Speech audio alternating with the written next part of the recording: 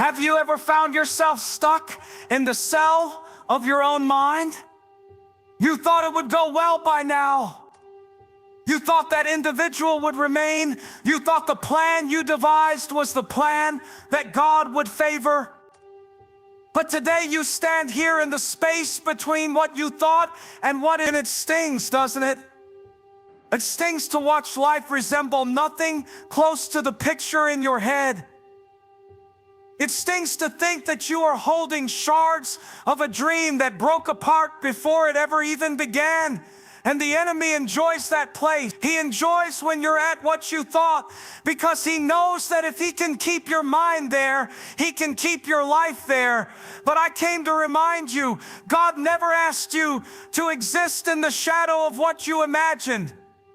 He asked you to exist in the promise of what he sees. The hardest thing in life sometimes isn't letting go of pain, but letting go of the image you drew up in your mind. Because pain, as crushing as it is, has a way of making us desire healing. Pain drives us to relief. But the image, that is something we hold on to. That is something we talk ourselves into keeping. Because it's the life we envisioned, the dream we constructed, the way we thought things were meant to go. You had a vision of how the relationship was going to go, how the career was going to go, how life was going to be by this time. And when the real doesn't match the picture, it causes a tension within you that is just intolerable. You begin to ask questions such as, what went wrong? Why didn't this go the way I intended? Why is my life not as the photo I had imagined? See, most of us aren't wrestling with the fact that God has a plan. We're wrestling with the fact that his plan doesn't fit our picture. You imagine by now you'd have the house, the family, the stability. You imagine by now you'd be beyond the struggle, beyond the storm, beyond the valley. You believed life would be neater, cleaner, smoother. But here you are, holding fragments of a shattered picture you had envisioned, attempting to find some explanation for how God's promise translates into reality you perceive. And in this space of dissonance, you find yourself wondering if perhaps God forgot you, perhaps he overlooked you, perhaps he missed something.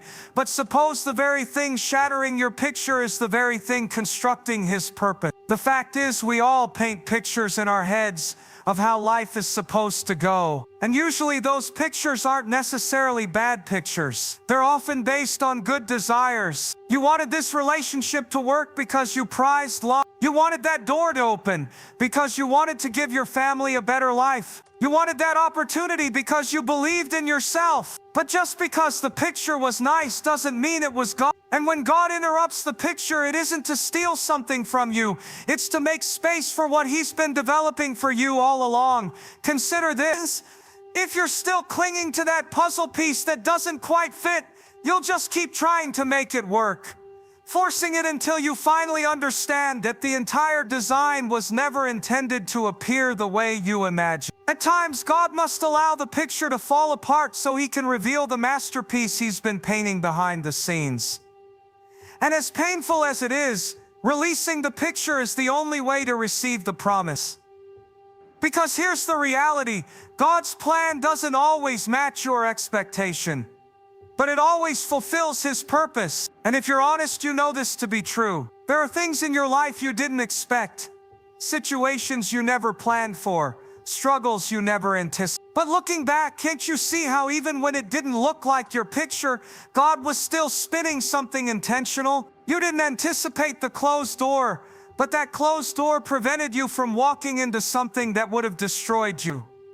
You didn't anticipate the heartbreak, but that heartbreak taught you how to lean into God's love in a way you never would have otherwise. You didn't anticipate the delay, but that delay readied you for a weight of responsibility you weren't equipped to bear.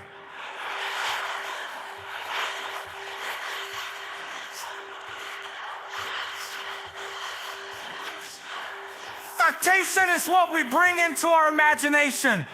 Purpose is what God has announced from the beginning of the world. And here's the conflict. Our expectations are bounded by what we know, what we perceive, and what we can forecast. But God's will is guided by His infinite understanding, His eternal sight, and His perfect love. So naturally, it doesn't always coincide. Naturally, it doesn't always appear as we imagined. If His ways are higher, then our hopes will always be inadequate. If His thoughts are greater, then our images will always be smaller. Consider the narrative of Joseph. His brothers tricked him, sold him as a slave, and pushed him into a pit. If Joseph was clinging to the image he had in mind of what life was to be, he would have lived bitter, angry, and defeated. God's plan didn't turn out the way Joseph had envisioned.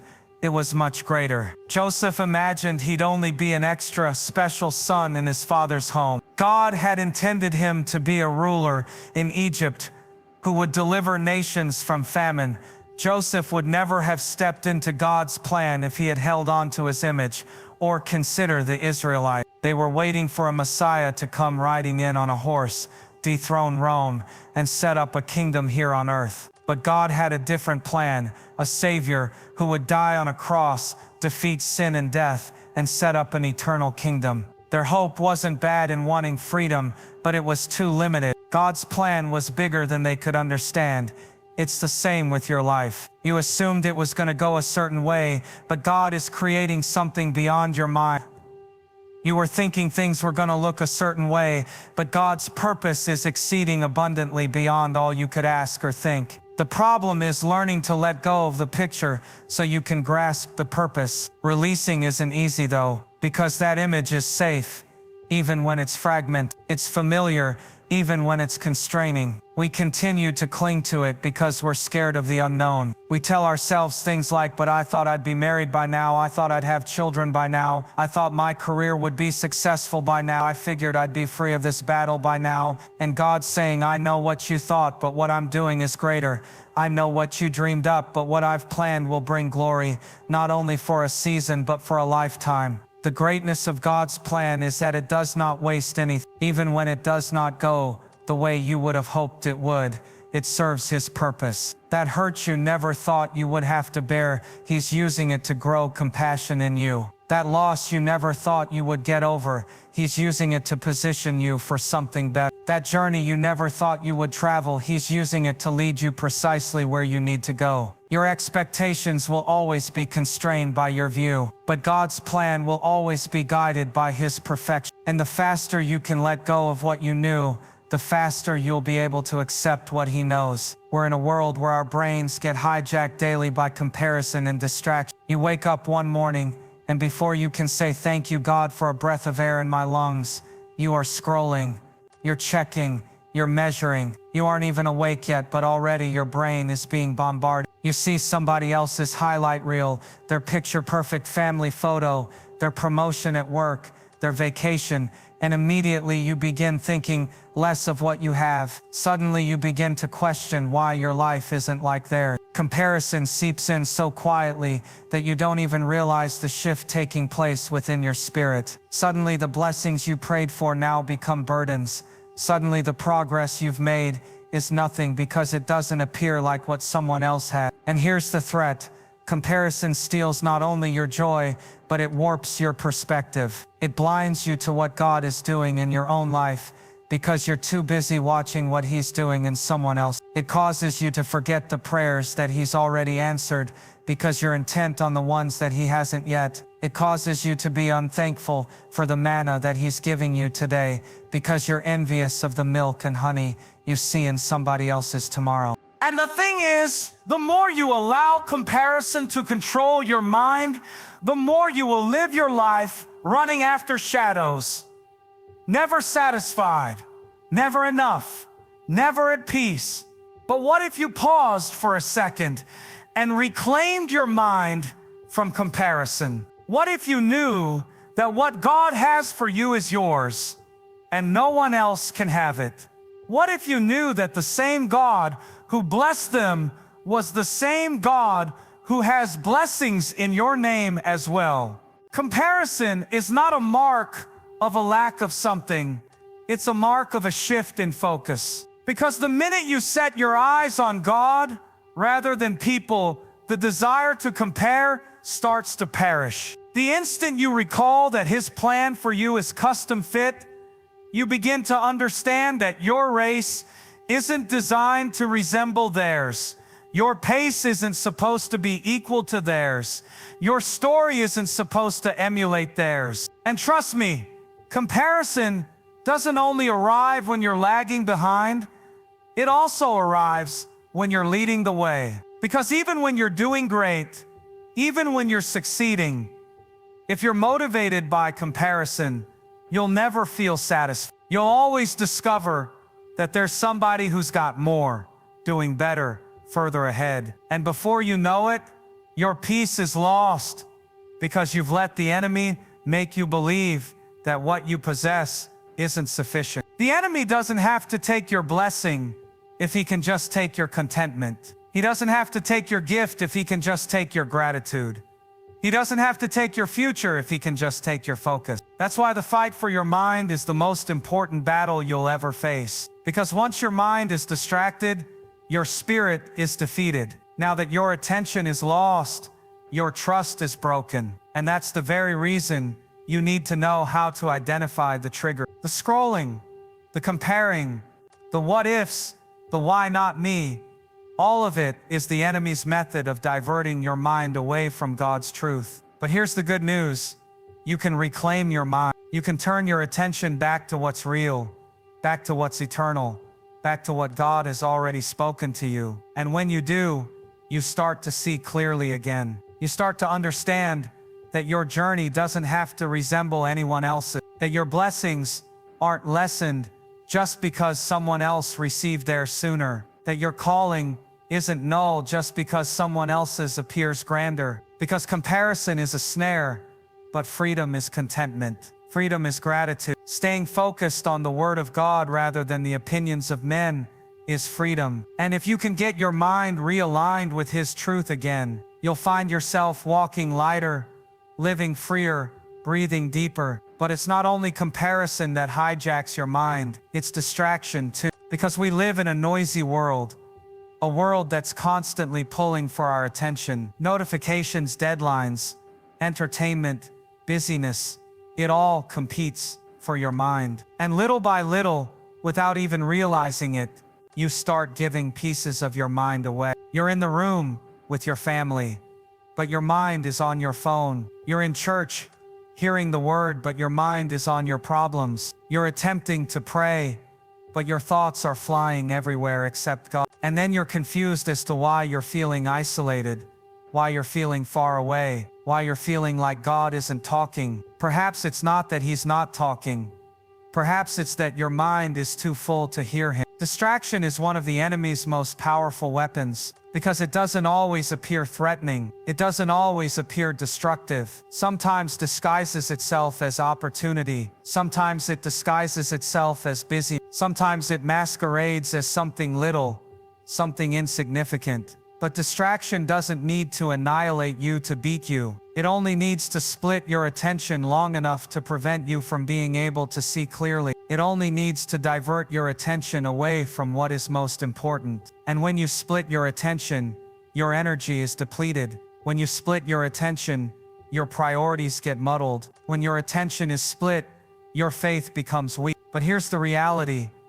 You can't win the war for your life if you don't win the war for your mind. And that means you must begin to ask yourself, what has been robbing my attention? What has taken residence in my head that should have been left for God's truth? Because some of us are so filled with mental clutter that there's nothing left for peace, nothing left for clarity, nothing left for vision. Your head is so cluttered with noise. You've forgotten the voice of God's still small voice. And yet, in the midst of all that noise, He's calling you to reclaim your mind, to drag it away from the constant distractions and set it back on Him, to drag it away from the poisonous comparison and plant it in His promises. Because the thing is, your mind will always go where you focus. If your focus is on what's missing, your mind will be filled with lack.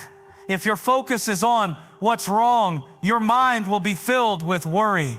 If your focus is on what others have, your mind will be filled with envy. But if your focus is on God, your mind will be filled with peace. If your focus is on His promises, your mind will be filled with hope. If your focus is on His presence, your mind will be filled with strength. That's why Scripture tells us to set our minds on things above, not on earthly things, because earthly things shift, earthly things change, earthly things disappoint. But the above things, the reality of who God is, the faithfulness of His word, the sureness of His love, those things are unshakable. And when your mind is fixed on what does not change, you can stand firm amidst what does. You can ride the ups and downs, the highs and lows, the detours and delays, because your mind is firm, your spirit is firm, your focus is firm. Occasionally we grip so tightly to the portrait we imagined in our own minds that we overlook the masterpiece God is attempting to paint. We had planned it all out, the way life would look, the timing it should occur, the individuals who would remain, the doors that would open, and when it doesn't fit our plan, we question the goodness of God. We begin to question whether He even notices us, whether He even cares, because the image in our minds feels so vivid, and when reality falls short of it, we are disappointed. But the issue isn't that God's plan didn't work out. The issue is that our picture was small. Our definition of how this is supposed to happen was narrow, but His plan extends beyond our scope of understanding. We hold on to our vision because it's comfortable, but God must shatter our vision so He can show us His. Consider this: how many times have you been shattered because life didn't turn out like you planned it would? You believed the job would satisfy you, but it sucked the life out of you. You believed the relationship would be forever, but it shattered you. You believed the door was the one, but the door shut in your face. At those times, it seems like your entire world is crumbling. But what if it's actually God tearing down the picture you drew so He can create a better one? What if the job that failed you was rescuing you from misery later on? What if the breakup that happened was making room for someone who would indeed respect you? What if the closed door was leading you to something more than you ever imagined? See, the battle is not so much about releasing what we lost, it's about releasing what we believe. Because the human heart desires certainty, and when the certainty we constructed falls apart, we feel vulnerable. But God never led us into certainty in our plans. He led us into trust in His promises. He never promised that life would turn out as we envisioned it, but He did promise that His plans are good, His timing is perfect, and His purpose will win out. And if His purpose wins out, then all our disappointments are merely a setup for destiny. All closed doors are merely a redirection. Every shattered picture is just making space for a greater vision. We struggle because we confuse control with security. We think if we can control the outcome, then we'll feel safe. But God doesn't want us living in the illusion of safety. He wants us living in the reality of faith. And faith means trusting Him even when the picture doesn't make sense. Faith is believing He's at work even when we can't see it. Faith is letting go of our idea so we can have what He has. Because sometimes the very thing you refuse to let go of is the very thing preventing you from going. Sometimes the image you won't let go of is the cage that's holding you back from liberty. And that is where surrender becomes necessary. Surrender is not weakness, it is wisdom. It's praying, God, I don't know why it had to go down this way, but I trust. I don't know why this door shut, but I believe You're taking me somewhere greater. I don't know why this picture had to break, but I trust the hands that hold the paintbrush. When you release what you know, you create space for what He knows. And what He knows is always better than what you dreamed.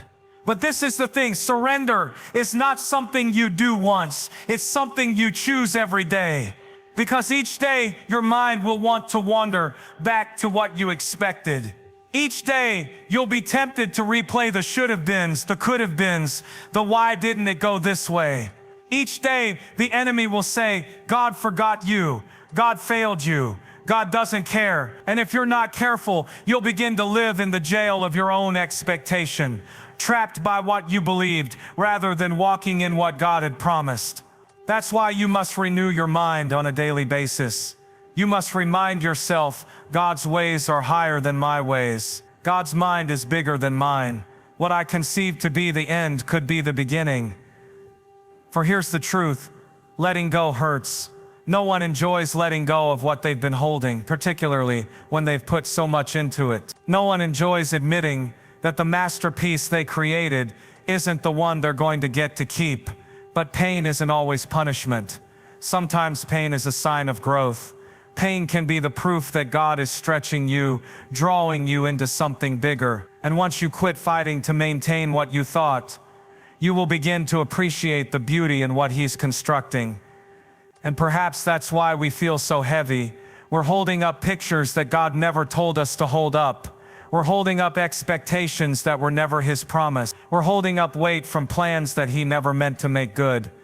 And we ask ourselves why we're so tired, why we're so anxious, why we're so discouraged.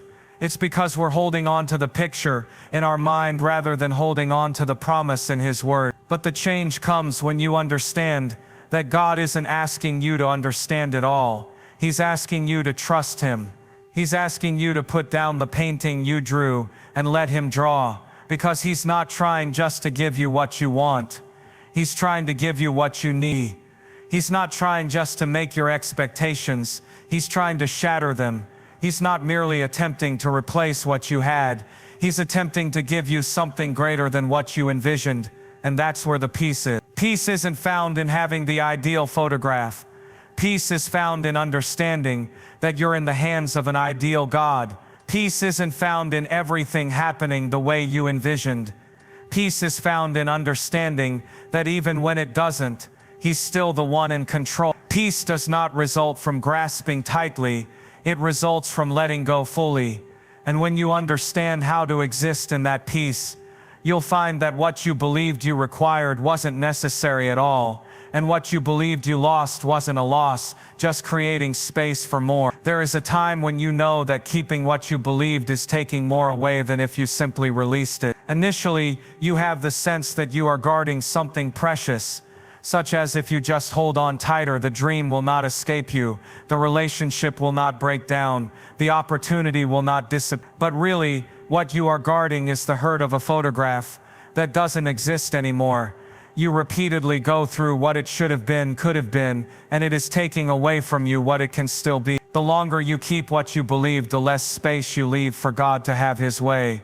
Because your hands can't grasp new blessings when they're still gripping old disappointments. The hardest thing isn't always letting something physical go, it's letting go of the mental image. The narrative you created about the way it was supposed to be. You believed you'd be further along by now. You assumed that individual would still be with you. You assumed the battle would be won. And each time reality does not cooperate with what you assumed, bitterness creeps in. You start comparing your life to others, wondering why they appear to be ahead of you when you are stuck. You begin feeling like you are behind schedule, as if God somehow forgot to fulfill His promises to you. But that's the trap of hanging on to what you used to think. It makes you miss what God is presently doing. When Israel wandered around in the desert, they just looked back at Egypt. Egypt was their security picture, their provision picture, their stability picture. But Egypt was slavery. They couldn't see it because they were fixated on how they imagined freedom was supposed to feel. They imagined the promised land would arrive soon. They imagined the journey would be easy. They imagined God's provision would be according to their taste. When it wasn't, they complained, they doubted, they resisted. Isn't that what we do too? We get so caught up in what we imagined that we overlook the manna falling at our feet. Sure, you begin feeling like you are behind schedule. As if God somehow forgot to fulfill His promises to you. But that's the trap of hanging on to what you used to think. It makes you miss what God is presently doing. When Israel wandered around in the desert, they just looked back at Egypt. Egypt was their security picture, their provision picture, their stability picture. But Egypt was slavery. They couldn't see it because they were fixated on how they imagined freedom was supposed to feel. They imagined the promised land would arrive soon. They imagined the journey would be easy. They imagined God's provision would be according to their taste. And when it wasn't, they complained. They doubted, they resisted. Isn't that what we do too? We get so caught up in what we imagine that we overlook the manna falling at our feet.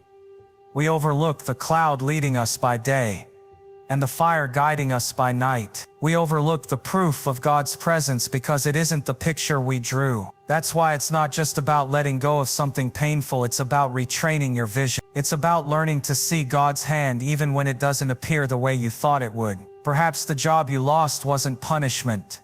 Perhaps it was protection. Perhaps the relationship that ended wasn't rejection. Perhaps it was redirection. Perhaps the delay you're in isn't denial. Perhaps it's preparation. But you won't notice any of that if you're fixated on what you thought. And here's the actual tension. We believe that releasing means giving up control. But in fact, clinging keeps us more tethered than releasing ever would. When you cling to what you believed, you're in chains to the past. You're in chains to disappointment, in chains to frustration, in chains to comparing and regretting. Releasing doesn't put you in chains, it liberates you. It releases your heart to heal. It releases your mind to renew. It releases your spirit to dream again. But releasing it requires trust, and trust is not easy when what you see doesn't confirm what you believe. Trust requires saying, God, I don't get it, but I still trust you. I don't like it, but I'll still obey. I don't get it, but I won't quit. Trust is not denying the pain, it's accepting the pain, but still deciding to place it in God's hands. Because if you leave it in your hands, you're going to keep cycling back through disappointment. But if you place it in His hands, He can transform disappointment into destiny. We are stomping around with bruised faith because we've been living between what we expected and what is. And that gap is treacherous if we don't manage it correctly. Because in that gap, the enemy says, see, God isn't faithful. See, God forgot about you. See, God doesn't care. And after you listen long enough, you lose your faith instead of losing your false image. The enemy doesn't even have to steal your blessing. He just has to keep you blinded by what you thought so you don't see the blessing you already possess. But if you can change your mind, if you can let go of the grip, if you can stop worshiping the image in your mind, then you'll begin to see the hand of God move in ways you never thought possible. You'll find that what you believed was the end was actually a new beginning. You'll find that what you believed disqualified you actually prepared you. You'll see that the very things that were going to kill you ended up making you. That's the power of release, not that life gets simpler, but that your vision gets clearer. And here's what makes it even more powerful. When you release what you thought, you create space not only for what God wants to provide, but also for who He wants to form you. Because sometimes the blessing isn't in what He places in your hands, it's in what He constructs in your heart. Perhaps God is more concerned with developing your character than completing your calendar. Perhaps He's more concerned with instructing you to have faith in Him than providing for you what you insisted on. Perhaps He's not behind schedule. Perhaps He's synchronizing you. The glory is God doesn't simply depart, leaving us empty-handed when we release. Each time He instructs you to let go of something, it's because He needs to put something better in its place. But He can't fill up hands full of things. He can't pour new wine into old wines. He can't give new life to a heart that won't let go of the old hurt.